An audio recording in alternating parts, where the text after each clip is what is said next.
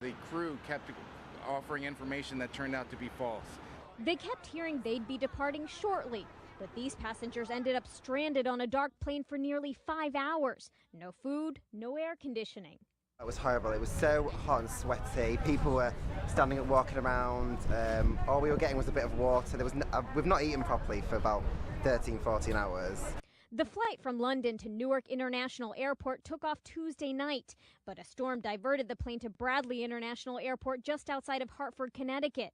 Not only was the plane sitting on the tarmac for hours, passengers then waited another 3 or 4 hours to get through customs. This group was headed for summer camp before getting stuck. People were panicking, people started shouting, people were getting a bit abusive.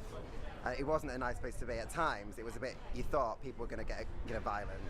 Everyone was beginning to get a bit crazy. A few people got fevers, started sort of really struggling. Basically, they cracked.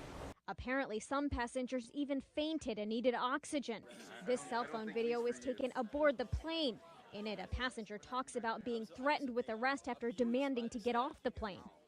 I came to them in a desperate moment trying to get off the plane because I was on the verge of having an actual panic attack, and the woman was rude to me and told me that she was going to have me arrested. A law was passed just last April prohibiting airlines from stranding passengers on the tarmac for more than 3 hours. But that doesn't apply in this case because Virgin Atlantic is an international carrier. Virgin Atlantic Vice President Chris Rossi apologized for the unfortunate incident. But in terms of a refund, he says it's in the works. We're working on compensation now in terms of what we can offer, whether it's flight refunds, credits, mileage credits, etc. But these passengers aren't even thinking about refunds. Some still have a 7-hour drive ahead of them. So for now, they're just happy to be back on the ground. I don't want to be crammed in. In Newark, New Jersey, Bonnie Ghosh, The Associated Press.